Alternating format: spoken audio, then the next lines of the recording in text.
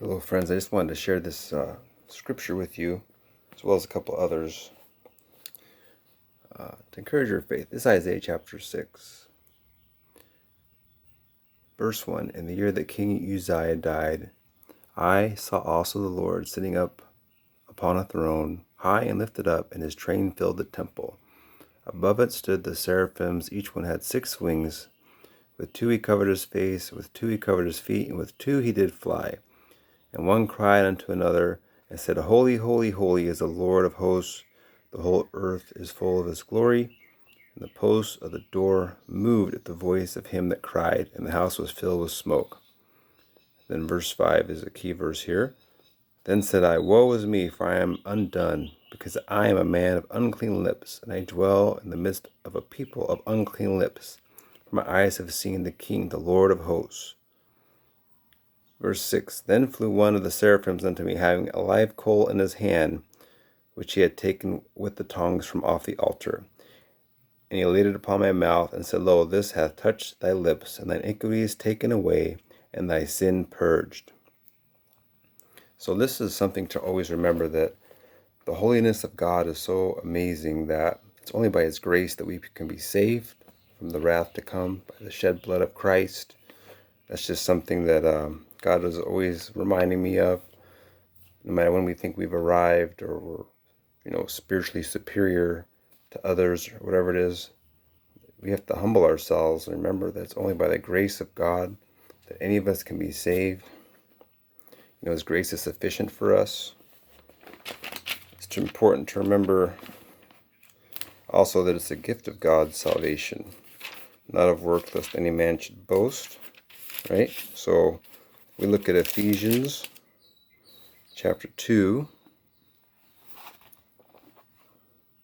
verse 8. For by grace are you saved through faith, not that of yourselves. It is a gift of God, not of works, lest any man should boast.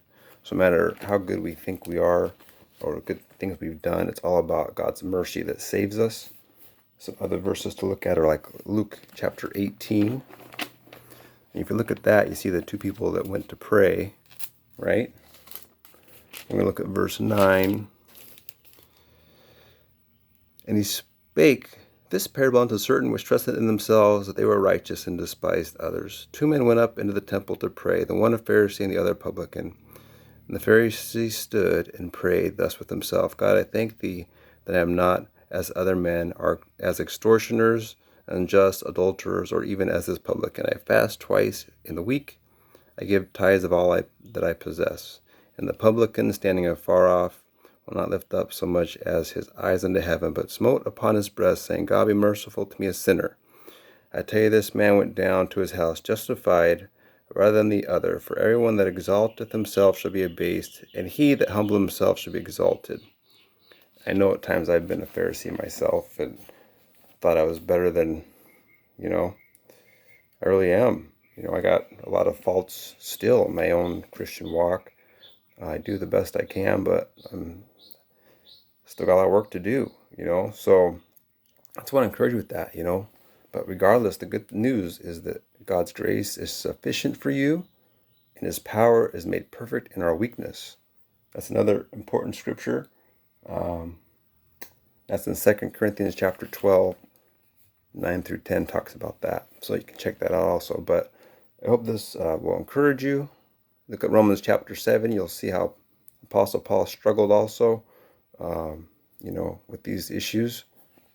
But anyways, please pray that God will continue to help us in his work, to glorify him and to lift him up and to stay humble as we serve him. And feel free to share this video. Hope it encouraged you. And like, subscribe, comment, and may God bless you all as you seek first his kingdom always. Remember, pray for the homeless, and do join Homeless Advocates for Christ if you haven't already. That's Homeless Advocates for Christ on Facebook. I pray we can get a lot of help to those in need out there. Thanks so much for your prayers and support.